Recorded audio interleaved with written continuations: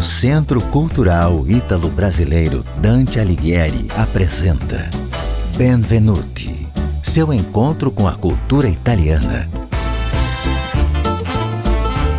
Produção e apresentação, Cláudia Vicentim.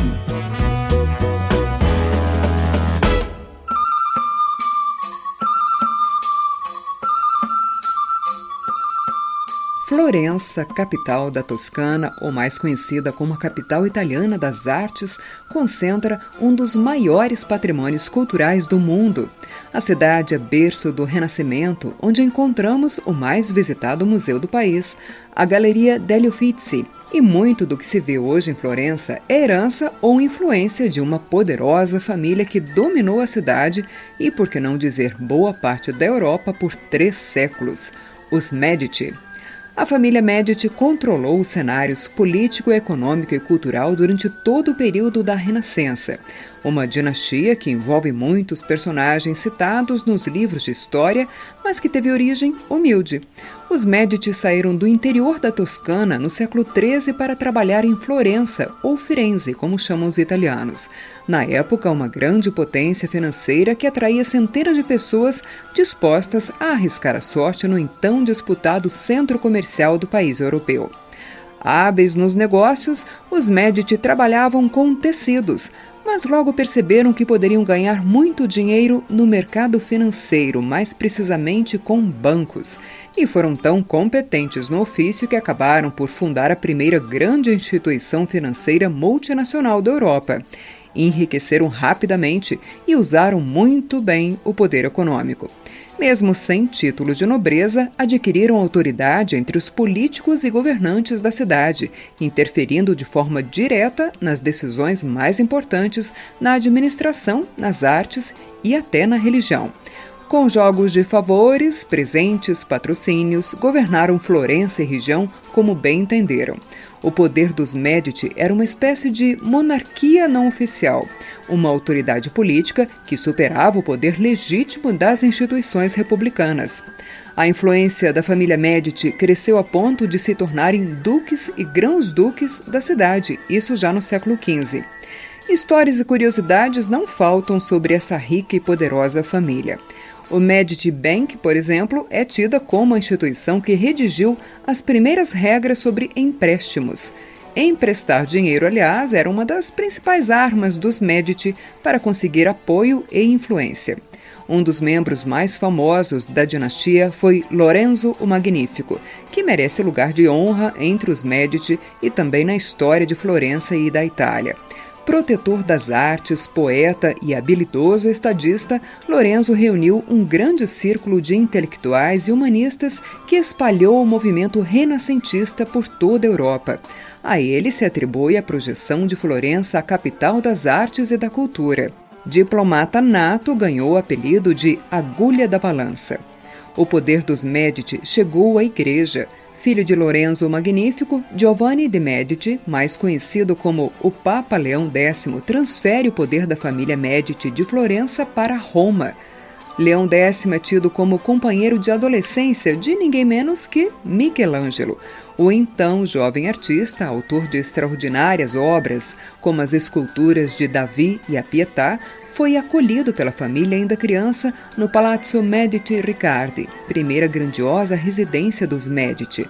O lugar é considerado também o primeiro palácio renascentista da história e está conservado para visitas até hoje.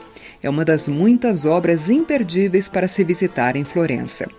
Outro papa que nasceu no berço da poderosa família ajudou a consolidar a fama dos Medici como protetores das artes. O Papa Clemente VII, sobrinho de Lorenzo o Magnífico e primo de Leão X, protegeu escritores como Nicolau Maquiavel e artistas como Cellini e Rafael.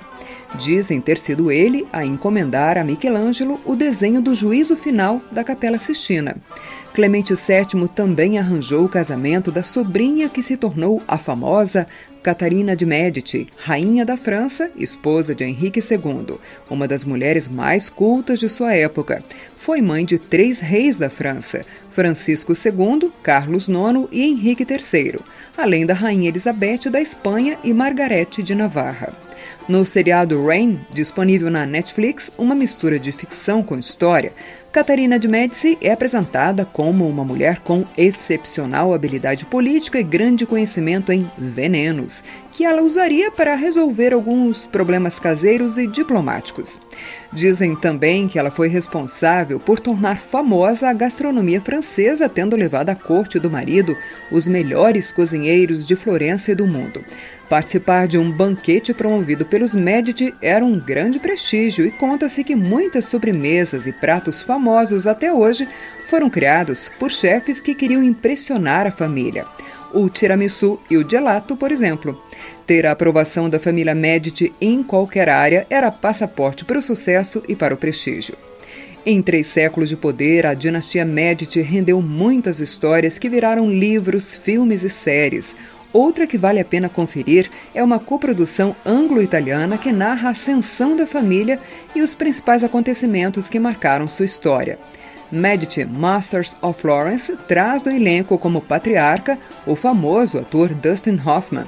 Mesmo com algumas licenças poéticas, vale a pena conferir a trama. Mas você deve querer saber onde estão hoje os herdeiros da família.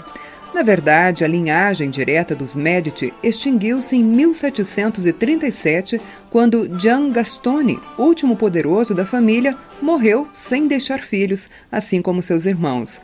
O legado, então, são as obras de arte financiadas pelo dinheiro e pela influência de uma das mais poderosas famílias conhecidas até hoje. Nada é para sempre, né? As coisas vão e vêm. Como filosofa o cantor Luciano Ligabue na música que vamos ouvir para encerrar mais um episódio do Benvenuti. Grazie mille pela atenção até aqui. Se quiser conhecer mais da cultura italiana e aprender um dos mais belos e sonoros idiomas do mundo, visite o Centro Cultural Ítalo-Brasileiro Dante Alighieri em Curitiba. No Insta, @Dante di Curitiba, você acessa muitas informações da escola, das atividades culturais, do café e também o link para todos os outros episódios do podcast Benvenuti. Ouça agora Si vieni e se va. Tchau, a presto!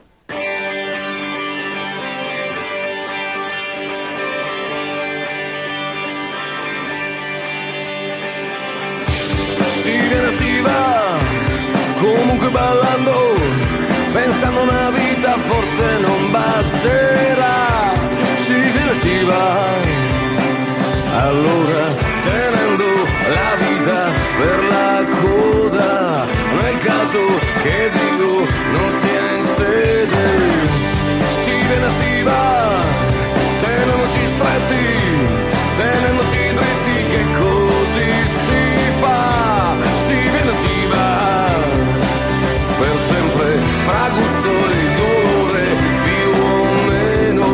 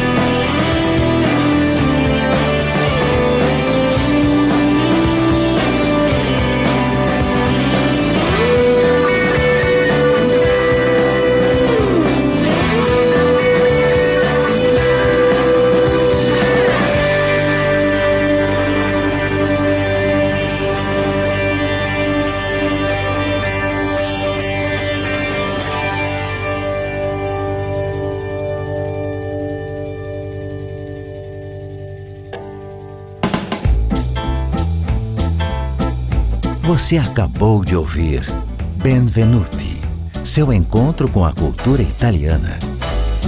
Produção e apresentação, Cláudia Vicentim.